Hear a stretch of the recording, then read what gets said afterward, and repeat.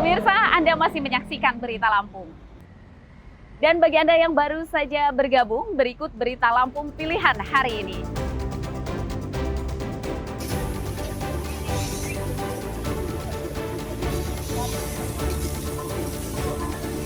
Gudang barang rongsokan di Bandar Lampung terbakar, diduga dibakar orang tidak dikenal.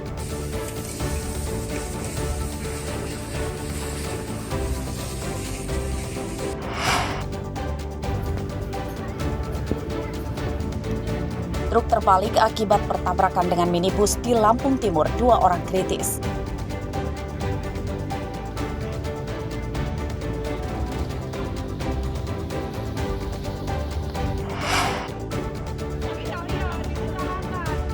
Ribuan pendaftar P3 kabar waktu membludak mengurus pembuatan surat keterangan catatan kepolisian.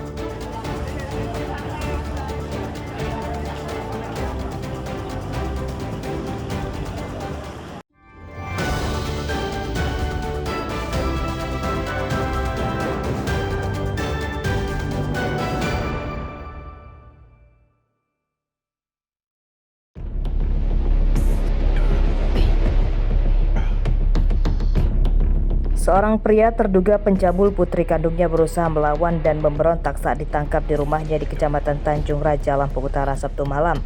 Tersangka sempat berkilah dari tuduhan polisi. Tersangka berinisial JS, umur 52 tahun, akhirnya pasrah ditangkap dan mengakui perbuatan jahatnya setelah polisi menunjukkan surat laporan dari korban dan keluarganya. Dalam pemeriksaan, polisi mengungkap pencabulan dilakukan tersangka akibat keseringan menonton film porno. Pencabulan dilakukan saat malam hari dan terpergok oleh ibu korban yang kemudian dilaporkan ke polisi. Setelah kami memeriksa para saksi dan bukti visum dan asesmen, selanjutnya kami melakukan penyelidikan dan melakukan penangkapan di rumah pelaku di daerah Tangerang. Modus operandi pelaku sendiri seperti apa sih, Pak? Modus operandi untuk pelaku pada saat pelaku melihat tayangan video porno yang ada di salah satu HP, akhirnya pelaku merasa terangsang untuk melakukan perbuatan pencabulan terhadap anak kandungnya sendiri. Pakaian korban dan hasil visum korban dari rumah sakit disita sebagai barang bukti. Akibat perbuatannya, tersangka terancam 15 tahun penjara. Abi Haba melaporkan dari Lampung Utara.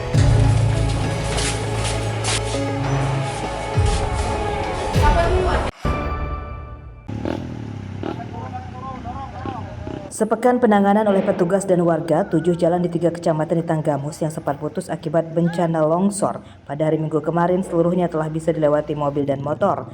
Namun para pengendara diimbau berhati-hati sebab jalan masih licin karena masih ada sisa lumpur. Sementara itu, beberapa jembatan darurat juga sudah dibangun untuk menggantikan sementara jembatan yang putus akibat diterjang banjir dan longsor. Jembatan darurat dibuat dengan kayu. Sepekan setelah bencana, bantuan terus mengalir dari berbagai pihak. Bantuan berupa bahan makanan hingga pakaian. Saya kira BPBD, PU juga terlibat langsung nanti terkait. Dan semua dinas sosial juga terkait dengan untuk sosialnya ya. Itu terkait. Seperti sekarang bantuan itu bantuan dari dinas sosial dari semua. Pada dasarnya dari pemerintah Kabupaten Tanggamus itu bertanggung jawab untuk ini supaya bagaimana cara itu diminimalisir kejadian itu. Nah, pesannya sendiri untuk masyarakat seperti apa? Saya minta kepada masyarakat supaya harus itu menerima yang apa yang sudah terjadi. Waktu kita terlalu disesalkan kalau terjadi ini kan ini yang terjadi. Tapi kita bagaimana berikhtiar supaya besok tidak terjadi lagi dengan jalan misalnya melihat sumber-sumber masalahnya di mana. Banjir dan longsor di Kecamatan Cukuh Balak, Kelumbayan, dan Limau, Kabupaten Tanggamus terjadi pada akhir pekan lalu. Banjir merendam ratusan rumah dan banyak jalan putus tidak bisa dilewati kendaraan akibat tertimbun tanah dan ambles akibat longsor. Bencana tidak merenggut korban jiwa. Asep Sepullah melaporkan dari Tanggamus.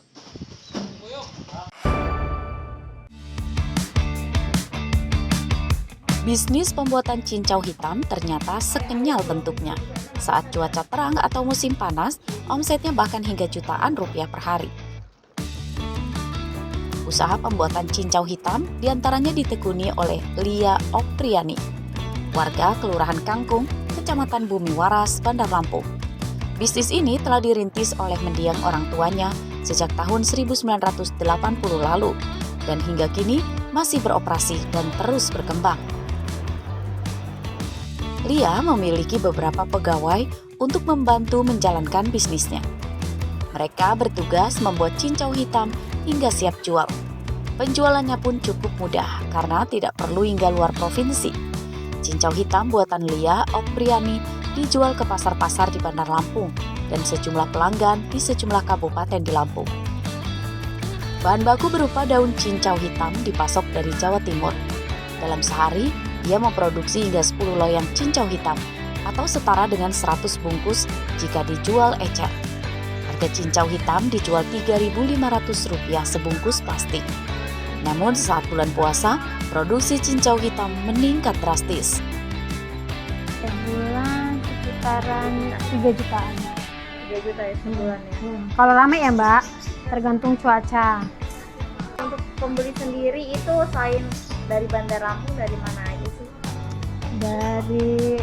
Dari kampung-kampung ya Mbak, kayak daerah mana itu Pesawaran itu kadangan beli, yang di pulau-pulau, pulau pasaran.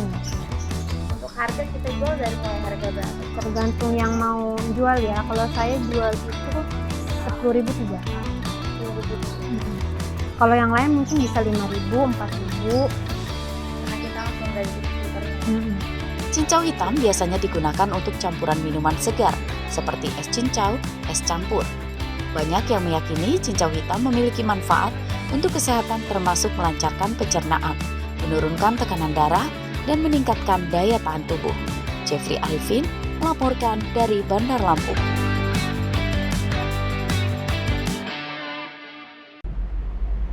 Pemirsa, informasi tadi sekaligus menutup perjumpaan kita dalam Berita Lampung hari ini. Saya Fitri Amalia, beserta segenap redaksi yang bertugas pamit undur diri. Selamat beraktivitas, semangat pagi, dan sampai jumpa.